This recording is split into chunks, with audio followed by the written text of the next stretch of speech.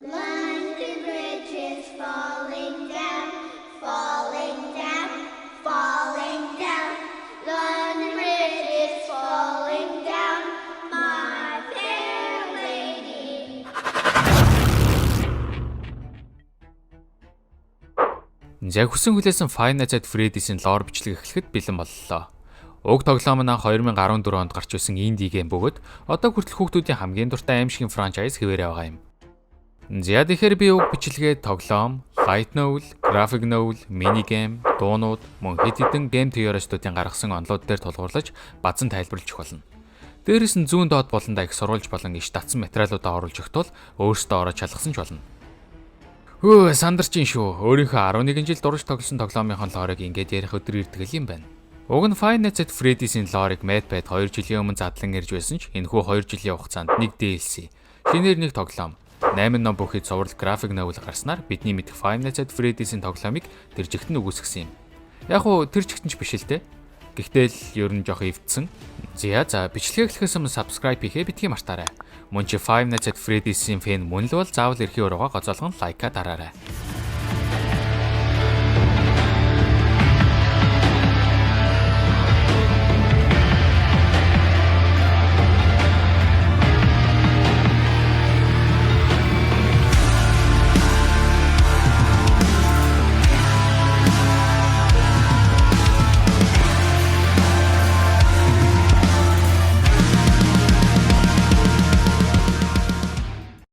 Тоглоомын 1-р анги эсвэл 2-р ангиас нь эхэлж ярих уу? Үгүй дээ. Хэдүүлээ бүр ихнээс нь эхлэл цэгээс нь ярих болно.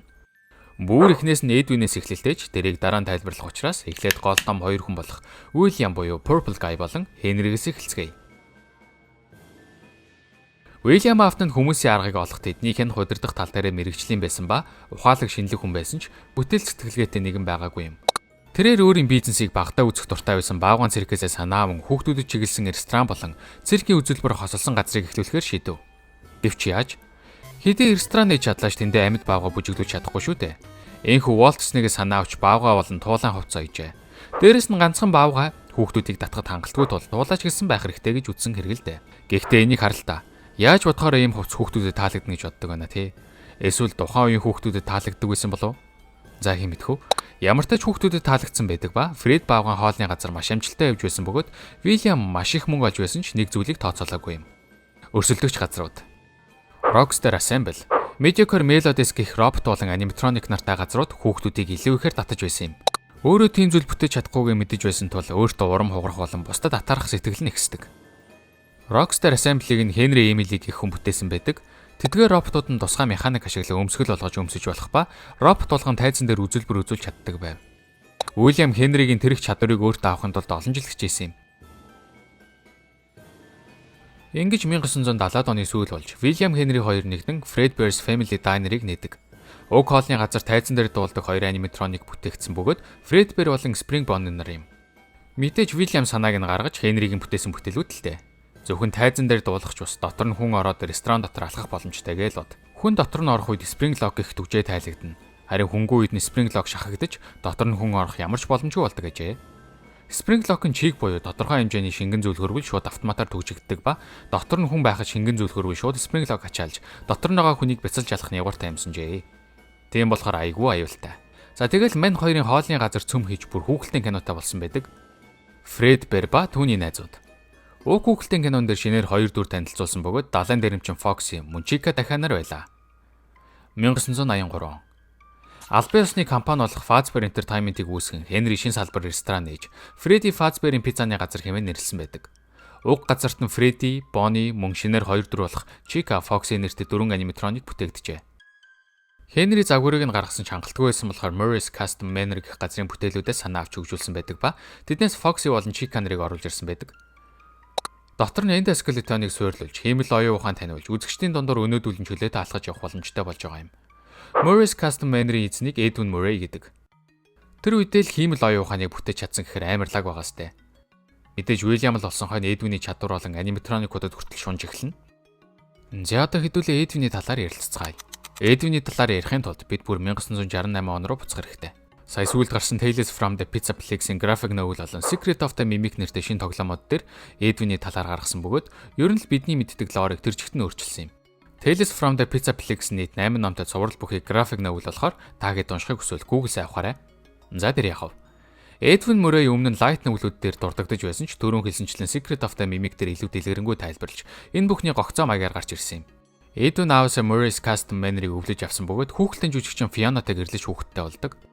Тэд хамтдаа Pirate, Cowgirl Roxy, Hellbilly Monty, Puppet Pirate Foxy, Rollerblade, Chica зэрэг аниматроникуудыг бүтээсэн байдаг. Шулуухан хэлбэл энэ дөрүүд нь Freddy-ийн пиццаны газартаа огт хамаагүй аниматроникууд байсан гэсэн үг. Харамсалтай нь 1970 онд Fall Festival-ээр гарсан галаас олж Fiona нас барна. Энэхүү эхнэрээ алдсан Эдвин уугашгаа мартахын тулд илүү ихээр ажилдаа анхаарах болсон ч түүнийхүү Дэвид ганцаардаж хоцроод байлаа. Ээж нь нас орж аав нь ажил гээд ерөөсөө тоохгүй байх бас л хэцүү шттэ. Гэхдээ нэг өдөр хүүгээ ганцаардаж байгааг олж мэдсэн Эдвин хүүгээ ганцаардуулахгүй байх, хамгаалуулах зэрэг олон шалтгаанаар Эм1 гэх химэл оюун ухаанд өөрөө суралцж дуурайдаг роботыг бүтээж өгнө. Эм1 робот Фионаг дуурайж яг л эхнэрийнх нь оронд хүүг нь асарч бас халамжилдаг байлаа. Гэтэл ахин гай газар доороос гэгчээр Эдвиний хүү Дэвид 1975 онд төрсөн өдрөөр Ослын улмаас нас оржээ. Эдвин шуудхан л Эм2 роботыг бүтээж Эм2-ыг Дэвидийг дуурайлахаар оролдож байв. Яг энэ дээр баттай зүйл байдгүй ч Эдвин Эм1 роботыг задалж Эм2-ыг бүтээсэн гэх фэнүүдийн тамаг байдаг. Сэтгэл зүгээрээ хүчтэй унсан Эдвин Дэвидийг яг таг дуурайж чадахгүй байгаа Эм2 роботыг зодож хүчрхийлж эхлэх ба Эм2 Эдвиний гаргаж байгаа сайн, муу хүчрхийлэлгээд бүх зүйлийг нь сурч байсан юм. Үүний дараагаар Эдвин бүхний алдаж зураггүй алга болжээ. Ингээд Murray's Custom Mane хаягдаж, уг байгууламжид нь Эм2 буюу Mimic л үлдэж хаягдсан байдаг. Баттай цаг хугацааныхан дараалалаар авч үзвэл 1967 онд Эдвин Murray's Custom Mane-ыг өвлөн авч Fionaтай танилцсан. 1968 онд Эдвин Fiona хоёр гэрлэх ба 1969 оны 12 сарын 6-нд David Murray төрдөг. 1970 онд Fall Festival ирэх төмрээр Fiona нас барах ба 1975 онд David Joslor нас барна. 1979 он Fazbear Entertainment-ыг байгуулад удаагүй байсан Henry William хоёр Эдвиний технологиудыг сонирхож байлаа. Харамсалтай нь Эдвин сэтгэл зүйн асуудалтай болсон байгаа шүү дээ. Энэ боломжийг ашиглаж William Murray's Custom Mane-ийн инженерүүдийг буюу Эдвиний ажилчдыг Fazbear Entertainment руу уруулж эхэлдэг. Ингэснээр ажилчдаггүй болсон Эдвиний компани дампуурахын тулд Fazbear Entertainment-тэй гэрээ хийхээс өөр аргагүй хүргэсэн юм. Гэхдээ Эдвиний ганц хүсэлт нь өөрийнх нь нэр дээрх бүхнийг өгөгч, өөрийн толгод дээрх байшинг л үлдээхийг хүсэн гарын үсгээ зурсан билээ. Ингэснээр Williams зарим нэг аниматроникуудын оюуны өмчийг эзэмших эхэлсэн байдаг. William Эдвиний ажилчид аниматроникуудыг нь аваад хансангүй. Бүр толгод дээрх байшинг нь хүртэл авсан байдаг. Бид William-ийн байшинг FNAF 4-дээр хардаг штэ. Нэг үгээр уг байшин нь анх Эдвиний байшин байсан ба William байшинг нь хүртэл өөрийн нэрээр авсан байдаг. За ингэж Five Nights at Freddy's Secret of the Mimic тоглоомын үйл явдал эхэлнэ. Ханад цадхаа мэдгээ байсан William Mimic-ийн талаар олж мэдэх ба Arnold гэх Fazbear Entertainment-ийн механик залууг Mimic-ийн blueprint буюу загварчилгааны зааврыг авахлахаар илгээнэ. 1979 оны 9-р сарын 7. Arnold Murray's Custom Mane дээр ирж Mimic, Edwin, David зэрэг ер нь л Edwin-д юу тохиолдсон талаар багуугаар олж мэддэг.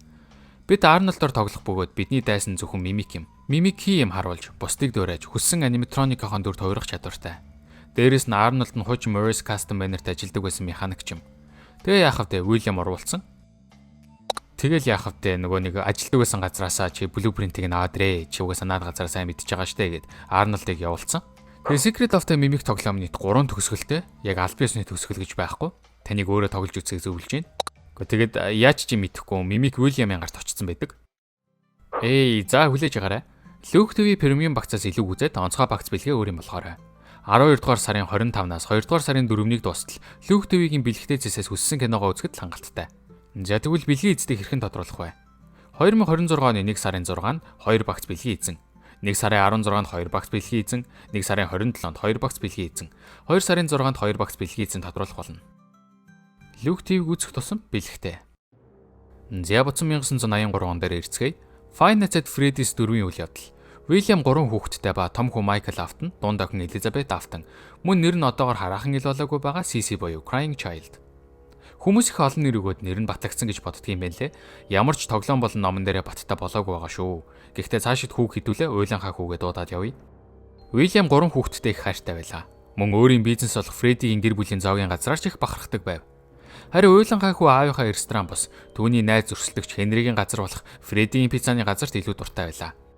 Нэгэн өдөр William ажилтнаа дуудан хүүхдүүдэд дундаа тарахыг даалгах ба зүгээр ч тараалахгүй харин Spring Bonnie-гийн хувцсыг өмсөн тарахыг сануулна. Энэхүү ажилтнаа Spring Bonnie-гийн хувцсыг өмсгөж байтал уйлан хаахуу тэднийг нууцаар харчихдаг. Ерөнхийдөө өмсгөл рүү хүн чихэж байна гэж бодон түүнээсээ маш ихээр айж аавынхаа газраас хөтлөө яадаг болсон гэсэн үг. Oh my god. Зүгээр туглах хайлуулаад болоо штэ гэж нас. За тэр яах. Энэ талаараа ахтай хичнээн хэлсэн ч итгэсэнгүй. Бүр итгэх нь битгий хэл. Ах Майкл нь Фоксигийн багийг зөн уйлан хаахууг байнгын айлгах болжээ. Уйлан хаахуу айж бас ганцаардаж байсан ч түүнд Фредди ба түүний найзуудын чихмэл тоглоомод л байсан гэдэг. Фредди ба түүний найзуудын бичлэг эхлэхэд дурдсан да. Fazbear Entertainment ийм хүүхэлдэйн кинотой болсон байдгаа гэд. Тэр хүүхэлдэйн киноных нь мерч маягийн чихмэл гэсэн үг л дээ. Манай уйлан хаахуу чих үзэх дуртай. Даанч Майкл уйлан хаахууг айлгахдаа дандаа Фоксигийн баг зүүдэг байсан тул уйлан хаахуу Фоксигийн чихмэлнийхээ толгойг тасалсан байдаг. Уйлан хаахуу чихмэл тоглоомод амьд гэж итгэн төсөөлийн найзуудаа болгосон байдгийг бид мини геймүүд дээрээс олж мэддэг. Антим FNAF 4-ийн үйл явдлыг хизээ өрнөж байгаа нь мэддэггүй байгаа. Зөвхөн мини гейм л 1983 онд өрнөж байгаа шүү за. Төсөөлийн найзууд нь уйлан хаахууг чад хараал аргадаж тайлбарлахыг хичээдэг байв. Жишээ нь удахгүй төрсөн өдөр чинь болох гэж байгаа штэ. Тэр үед бүх зүйл сайхан болно гэх мэтээр. Уильям харин хүүгийнхээ төрсөн өдрийг Хенригийн газарт бос өөрийнхөө Фредберийн гэр бүлийн зоогийн газартаа тэмдэглэхэр болно. Уул шугамдаа бол уйлан хаахуу Фредигийн пиццаны газар буюу Хенригийн 4 аниматрониктай газар л тэмдэглэхийг хүсэж байгаа юм л та. За ингээд төрсөн өдөр болох өдөр ч иржээ. Төрсөн өдрөөрөө жаргалтай байх байтал сүнсэн залтлайн ширээн дор нуугдаж байсан уйлан хаахууг Майкл болоод найзуудтайгаа нийлэн чиний тэгж хайгаад байгаа Фред баага чинь тэнд байна шүү дээ. Очоод үнсэхгүй мүү гэд өргөд амрын хийн орхисноо бүгдээрээ инээлдэж эхэлдэг. Гэвч энэхүү инээд нь хормын дотор л чимээгүй болж инээд хөөрөө найцаар солигдож орхисон юм. Мэдээж Springlock түгжэн дээр нь уйлан хаахуугийн нулимс тусснаар түгжээ шахагдаж Фред баага уйлан хаахуугийн толгойг бяц хазчихдаг. Бүгд яран имлэг рүү явхад уйлан хаахуу комд орсон байдаг. Ухаангүй байх уйлан хаахуугийн оюун санаанд цор ганц найз буюу Фред баагуун чихмэл түүний дэргэд байх ба цаана нь чи намайг сонсож байгаа эсэх чи мэдэхгүй байна. Уучлаарай. Их Майклийн хоолой бүдэгхэн сонсогдохч Фред баага түүнийг ахин тайтгаруулж бид найзууч нь хэвээрээ итгэж байгаа үсттэй. Би чамайг буцаагаад нэгдэх болно гэсээр бүх зүйл харамхуур уусан орж хорвоог золгоогоор орхисон хүүгийн сүнс цорын ганц сайн найз Фред баагад хорогдож орхив. За илүү тайлбарлавал сүнс нь өөрөө Фред баагуун толгойд хорогдож харин өөрийнх нь оршихуй чихмэлт нь хорогдсон гэсэн үг. Маш том гэмтэрэг. Майклийн тэнэг үйлдэлээс олж дүүн өгч Майкл шоронд орох магадaltaй болоод ирэв. Харин Уильям хүүгээ алдаж мөн өдийг хүртэл ширлэн босгосон ресторан нь хаагдчих магадгүй болдог. Уйлан хаахуу ерөөсөө гэрээсээ гардгүй хүүхэд байсан тул түүний өхлийн талаар бусад хүмүүс мэдэх бараг л боломжгүй гэж Уильям боджээ. Энэхүү Уильям Майкл хоёр нийлж уйлан хаахуугийн зохицыг эзгүй газар аваачин болох ба тэнд нь ямар ч дурсгалын жолоо цэцэг зэрэг тавиагүй юм. Удалгүй баг хүүгээ алдсан Уильям сэтгэл санаагаар унан Фред баагаан гэр бүлийн зоогийн газрыг хаах ба шөнө бүр Жуниорын бааранд очиж арх удаг болов. Улмаар хэтэрхий их болсон Уильям согтуурхахад баарны эзэн Уильямыг баарнаасаа хөөдөг. Ууртаа Уильям гэртээ очиход эхнэр нь Майклыг өнөөдөр 50 орхихыг хүснэ. Гэвч Майкл ор сургаггүй алга болсон байлаа. Нэг ёсондоо Майкл дагсан тавих гээд ирсэн чинь Майкл авсаяа. Энэ үеэр Хенри ажилтайг анхаардаг байсан ч Puppet гэх аниматроникийг бүтээн охиноо харуулдаг байв. Хенригийн охиныг Шарлот гэдэг. Ресторан дотор хүүхдүүдэд бугуйвч зөвлөн оруулдаг ба Puppet хүүхдүүдийг ямар нэг гэмт хэрэгт өртгөөс сэргээлэн ажилладаг байсан ч голцоо Шарлотыг хамгаалдаг байсан юм. Puppet нь мөн Ледвиний анх бүтээж байсан хиймэл оюун ухаан дээр суурилсан аниматроник юм. Хүүхдүүдэд өөр төрлийн бугуйвч зөвлөж харин Шарлотод ногоонгийн бугуйвч зөвлөснээр Puppet бугуйвч харин танин Шарлотыг илүү анхаардаг байсан юм. За тэгтэл Майкл зугтсныг мэдсэн Уильям галзууртлаа ууралж өөрийн найз бас өрсөлдөгч Хенри жинхэнэ утгаараа таргаж эхлээд байлаа. Түүнд охин нь одоо хүртэл байгаа шүү дээ. Гэнэтхэн Уильямд Хенри ч бас хүүхдээ алдвал яах болоо гэсэн адын бодол төрөх ба шууд л Фредигийн пиццаны газар руу жолоо мушгина. Тэр шөнө хүүхдүүд Шарлотыг шоглохын тулд бороонд гадаа гарган хаалгыг нь төгжиж харин Puppet-ийн дээр дүүрэн бэлэг авалж Puppet-ийг хайрцагнаас нь гаргах боломжгүй болгосон байдаг. Цаг нь чих муухай таарч Шарлотыг гадаа байх үед нь Уильям Шарлотыг алчгаад яваад өгнө. Уильямд ямар ч гэмших сэтгэл байсангүй. Харин ч Хенриг яах болоо гэсэн бодол түүний дотрыг гжигдэж байсан юм. Puppet ч хайрцаг онгоолгон гараад Шарлотын зогц руу мөлхсөөр борон дроптлийн хойд норон эвдэрсэн ч арайхийн хажууд нь очиж эцсийн хүчээрээ зогцыг нь борооноос халахлан унтардаг. Ингээд л Fazbear Entertainment уг хэргийг бүрэн дарах ба Хенри охиныхоо оршуулгын дараа Puppet-ийг хайрцагнаас гардгүй үзүүлэн маягийн аниматроник болгож орхисон юм. Түүний дараагаас Уильям Хенригийн пиццаны газарт очих ба Puppet-ийг сонирн байгааг мөн түүний нүүрэн дээр уйлж буй мэт тэмдэг гарч ирсэн байхыг хараад хараагцсан байх хэмээн бодож эхэлдэг.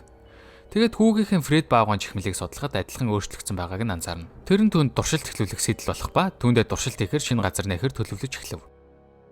Түрүүнд дурдсанчлан Эдвиний байшинг авсан байдаг. Тэр байшинг авсан шалтгаан нь байшин дор урт бункерүүд бий. Уг бункер нь Эдвиний судалгааны зориулалттай аниматроникуудыг хөгжүүлдэг байсан газар гэж ойлгож болно. Гэвч тэр дотроос хамгийн чухал нь F10N4 гэх компьютер байсан юм. Уг компьютер нь аниматроникуудын бүх мэдээлэл, дээрээс нь нэмээд химэл оюун ухаан, хүмүүсийн хоолой, Эдвиний судалгаа тэнд байдаг. Эдвиний байшинг авсан хамгийн том шалтгаан нь уг компьютер. Ингэж тэрхүү байшиндаа Уильям туршилт явуулж эхлэх бөгөөд FNAF 4-ийн хүүхдийн өрөөг бүтээдэг. Уг өрөө нь уйланхай хүүгийн өрөөг дуурайлган хийсэн өрөө бөгөөд тэндээ хүүхдүүдийг хулгайлж авчран мимикийг ашиглаж туршилт хийнэ. Мимикийг ашиглан хүүхдүүдэд хийм харуулах бөгөөд шалтгаан нь хүүхдүүдэд аниматроникоос айх трама өгөн тухайн траманаас айсан хүүхдийг алж сүнс нь ямар нэг аниматроник руу шилжиж байгаа эсхийг турших туршилт байсан юм. Туршилт нь амжилттай болвол уйланхай хүүгийн сүнсийг авчирч чадна гэж итгэсэн хэрэг. Үүний Easter egg-ийг FNAF 2 киноны Vanessa-гийн өнгөрснөөс хардаг шүү дээ. I'm leaving. Don't you know you're my favorite?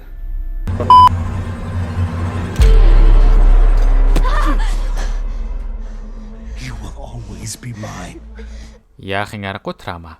Гэвч William дэлхийн хүүхдүүд хэрэгтэй байлаа. Тиймдээч тэр Fazbear Entertainment-ийн охин компани болох Afton Robotic хуваарай хувьцаат компанийг бүтээх ба түүгээрээ Circus Babies Pizza World гэх газар нэг Funtime аниматроникуудыг бүтээдэг. William Edwin-ийн бүх прототип загваруудыг булан авсан учраас тэрийг нь ашиглаж Funtime аниматроникуудыг бүтээсэн байх нэ. Тэдгээр нь хүүхэд өргөтгөхөд зориулсан тусгай хоолой дуурайх техник зэрэгтэй байсан ч тэр дотроос Baby гэх аниматроник цээжиндээ тусгай хэсэгтээ бүтээгдсэн ба өрөөнд хүүхэд ганцаараа үлдсэн байвал тэндээсээ зарим гаргаж ирэн өргөтөд цээжиндээ хийн хулгайлах зорилготой байсан гэж. Энэхүү тэрээр өөрийн шинэ газрыг нээхээр бэлтгэж байсан ч ахин нэг залгүй явдалч гэхүү үүлийн үрч гэхүү түүнийг нэргэж орхисон юм. Нээлтийн өдрөөрөө ажлуудаа хянан бас л завгүй байсан William охиноо тэр тунд бүр Baby-гийн өрөөрөө яваад орчихсныг мэдээгүй ба орой болж тэрээр өөрийн олзоо хартал түүнийг угцсан зүйл нь өөрийн ганц охин Elizabeth байх юм тэр. Түүний араас William тэр газрыг шууд хаан хий алдагдсан хэмээн дараад ахиныг хэргийг чимээгүй өнгөрөх хэрэгтэй болсон юм. Гэвч энэ явдал түүнийг унгахаас илүү сүнстэй холбоотой цоо шин нээлт болсон байдаг. Baby аниматроникийн үзсэн хэр байсан ч Elizabeth шиг ногоон болсон байхыг харан хүүхдийн сүнс яаж ингэж байгааг ойлгож өөрийн аимшигт хэрэгүүдээ эхлүүлсэн юм. Энэ үед л William жинхэнэ утгаараа солиорч эхэлсэн байдаг. Түүний хүүгээ амьдуулах зорилго энэ үед л мартагдсан юм. Ийхүү 1985 онд William туршилтын хуваар Henry-гийн Freddy-гийн пиццаны газарт орон өөрийн хуучин шаргалт туулаа өмсгөлөө өмсөж 5 хүүхдийг өрхтөн хороож тэдний зохицыг аниматроник дотор жихэх ба тэднийг Suzy, Jeremy, Gabriel, Fritz гэдэг байв. Гэвч Cassidy гэх хүн нэг хэргийг нь харчихдаг ба сандарсандаа William түүнийг хутгалах ба нуух газар байгаагүй тул Fredbear-ийн өмсгөлт хийчдэг. Амьд байсан Cassidy-гийн цус нь хуучин Spring Lock-ыг идэвхжүүлэн амьдараа бичлэгдэж William-ыг хараасаар өөд болдго юм. Ер нь хамгийн их зовж өгсөн нь Cassidy. Тэрийг бид Ultimate Custom Night-ийн трейлер дээрээс хардаг. Cassidy хүүхдээ маш их хүч шонзон агуулж шонзонгийн сүнс болсон байдаг. William өөрийн хүсснийг олж чадаагүй явсан ч Charlotte буюу Pup тэдний сүнсийг замчлан аниматроник дотор ахин амьлуулсан юм. Гэвч 5 хүүхэд алга болж шаргалт туулаа тэднийг дагуулж явааг харсан ч нотолж чадаагүй мөн тэдний цогц олдоогүй улмаас уг хавцас хэрэг хаагдахаас өөр аргагүй болов. Fred баавган толгойд уйланхай хүүгийн сүнс. Харин бид нь Cassidy-гийн сүнс шүглсэн гэдэг. Тэгэхээр одооноос энүүгээр нь яриад явъя.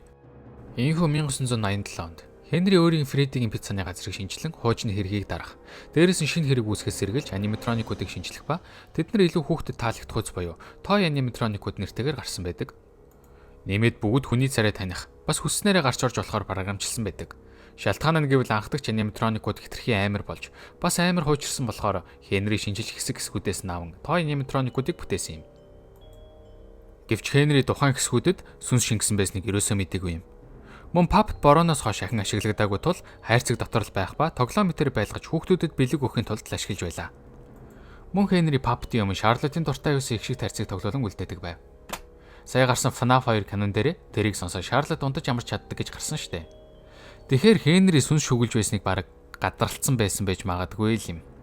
Энэхүү Freddy, Chica, Bonnie, Mangle, Balloon Boy болон Pup нартайгаа шинээр нэгдэв. Шинэ аниматроникууд хүүхдүүдэд үнэхээр таалагдж байсан ч тэд ягаад ч юм томчууд руу дайрах зэрэг үйлдэлүүдийг гаргаж байв. Ингэснээр FNAF 2 тоглоомын үйл явдал өрнөх ба би чиний ээлжний харуул Jeremy гэх хүнээр тоглодог. Өдрийн ээлжинд харин William өөрийн аимшигт хэрэгүүдэд шаргалт туулаа өмсгөлөөр үргэлжлүүлэн хийсээр байх болно. Freddy-гийн пиццаны газар нэгдэж шууд л өдрийн ээлжинд нь William, шөнийн ээлжинд нь Jeremy орсон гэсэн үг. Тэрээр Henry-гийн шинжилж бүтээсэн аниматроникуудыг ашиглаж сүнс шүглүүлэх туршилтаа хийх гэж байсан ч Pup-ыг чөлөөтэй явж хөдөлж байгааг олоод харцдаг.